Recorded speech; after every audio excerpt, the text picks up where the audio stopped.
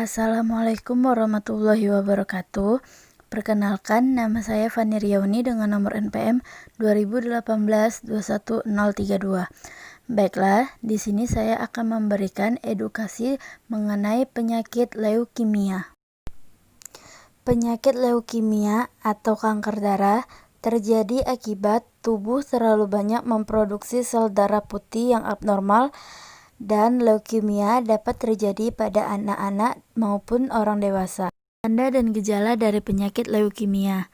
Pada awalnya, leukemia sering kali tidak menimbulkan tanda dan gejala. Tanda dan gejala baru muncul ketika sel kanker sudah semakin banyak dan mulai menyerang sel tubuh. Gejala yang muncul pun bervariasi, tergantung jenis leukemia yang diderita. Namun secara umum, tanda dan gejala yang ditimbulkan dapat berupa demam dan menggigil, tubuh terasa lelah dan rasa lelah tidak hilang meski sudah beristirahat, berat badan turun dengan sangat drastis, gejala anemia, bintik merah pada kulit, sering mengalami mimisan, tubuh mudah memar, keringatan berlebihan terutama pada malam hari, mudah terkena infeksi, muncul benjolan di sekitar leher akibat pembengkakan kelenjar getah bening, perut terasa tidak nyaman akibat organ hati dan limpa membengkak. Gejala yang lebih berat dapat dialami penderita apabila sel kanker menyumbat pembuluh darah organ tertentu. Gejala yang dapat muncul meliputi sakit kepala hebat, mual dan muntah, otot hilang kendali, nyeri tulang, linglung, serta kejang. Selanjutnya, klasifikasi dari leukemia. Leukemia dapat bersifat kronis maupun akut. Pada leukemia kronis, sel kanker berkembang secara perlahan dan gejala awal yang muncul biasanya tergolong sangat ringan. Sementara pada leukemia akut, perkembangan sel kanker terjadi sangat cepat dan gejala yang muncul dapat memburuk dalam waktu yang singkat.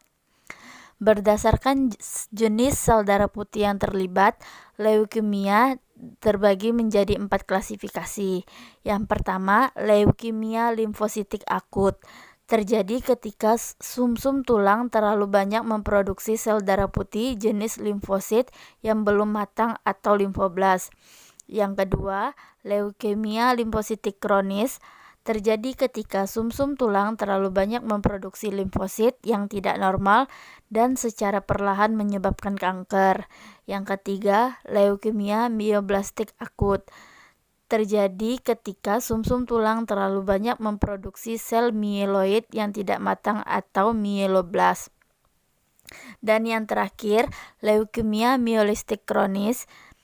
Biasanya terjadi ketika sumsum tulang tidak mampu memproduksi sel mieloid yang matang. Selanjutnya, penyebab leukemia. Penyakit leukemia disebabkan oleh kelainan sel darah putih di dalam tubuh dan tumbuh secara tidak terkendali.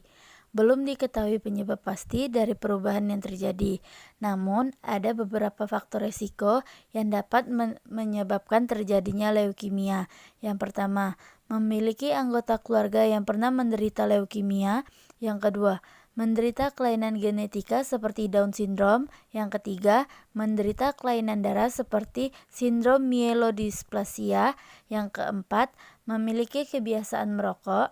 Yang kelima, pernah menjalani pengobatan kanker dengan kemoterapi atau radioterapi. Yang keenam, bekerja di lingkungan yang terpapar bahan kimia seperti benzena. Pengobatan leukemia. Yang pertama, ada kemoterapi, yaitu metode pengobatan dengan menggunakan obat-obatan untuk membunuh sel kanker. Obat dapat berbentuk tablet minum maupun suntik infus. Yang kedua, terapi imun atau imunoterapi, yaitu pemberian obat-obatan untuk meningkatkan sistem kekebalan tubuh dan membantu tubuh melawan sel kanker. Jenis obat yang digunakan misalnya interferon. Yang ketiga, terapi target, yaitu penggunaan obat-obatan untuk menghambat produksi protein yang digunakan sel kanker untuk berkembang. Contoh jenis obat yang bisa digunakan adalah imatinib.